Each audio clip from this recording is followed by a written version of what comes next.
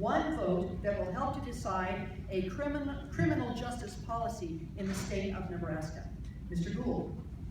Hi, I'm Charlie Gould, and I'm a member of First United Methodist Church, and today I'm here to talk to you about the effort to retain the ban on the death penalty in the state of Nebraska. If we're going to sentence any human being to death in our state, we need to have a judicial system that cannot make the ultimate error of executing an innocent person. But in each case, jurors walk into the courtroom as human beings, all with their human frailties and with the very real possibility of making a deeply tragic human error in judgment. In some cases, such as the Beatrice 6, we've even had prosecutors who falsified and excluded evidence in the pursuit of their own agendas. And it's going to cost the taxpayers of Nebraska tens of millions of dollars in the Beatrice 6 case at this point. The system is not always fair.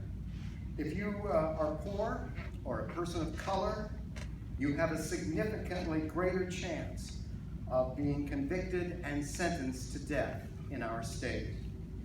And the death penalty does not bring closure to families because the legally mandated appeals and procedures cause the cases to go on year after year.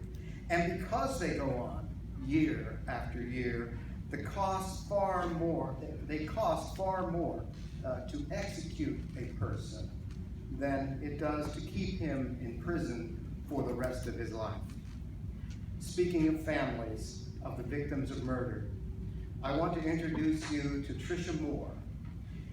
Tricia is a mother of a murder victim here in Omaha. She lost her son, Jeray, who was only 24 at the time of his death. I will let her tell you her story.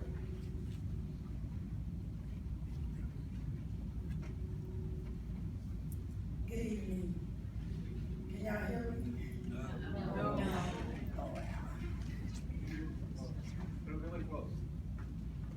Good evening. My name is Tricia Moore, and I'm a mother of 15 children and 19 grandbabies. I attend the Fresh Anointing Worship Center where my apostles, Apostle Vanessa Ward and Pastor Lori Lewis Jones. My next oldest son, Jeray Moore, was born April 24, 1989. He had to become the man of the house at an early age. Jeray enjoyed sports, family, writing poetry. He attended Capital University and was attending Wright Career College at the time of his murder. His life was cut short April 6, 2013 by Devon Griffin. When I got word, I immediately started praying and seeking forgiveness and healing. I knew I had to forgive in order for my healing process. I was glad in his case that the prosecutor did not seek the death penalty, because I want this young man to have the opportunity to turn his life around.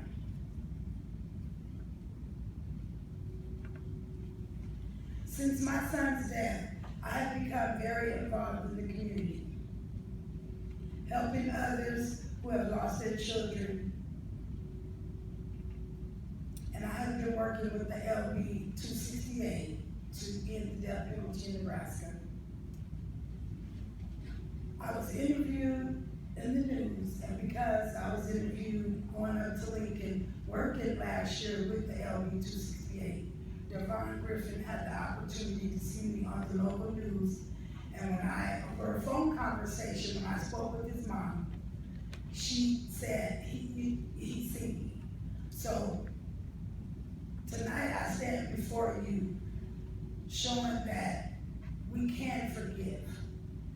And I attended, in 2015, I attended a No Mercy in May Mother's Day luncheon with other mothers who lost their children to violence. And Devon Ron Griffin's mother was at this luncheon, and she called me up to the podium, just like I'm standing here now. And we embraced each other. So I stand here tonight showing that you can heal, and it's time to forgive.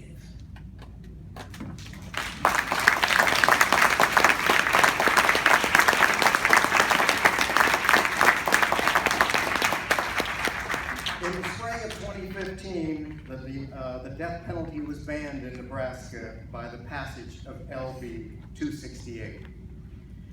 Governor Pete Ricketts vetoed that law, but the legislature, in a supermajority of 16 Republicans and 14 Democrats, voted to override his veto and restore the death penalty ban. But now a petition drive has put the issue on the November ballot. We have one more vote to go. But this time, we are the decision makers. And we can ban the death penalty in Nebraska once and for all if we vote to retain LB 268. If we darken the oval beside the word retain. Will you pledge to vote to retain LB 268, and if so, would you raise your hand?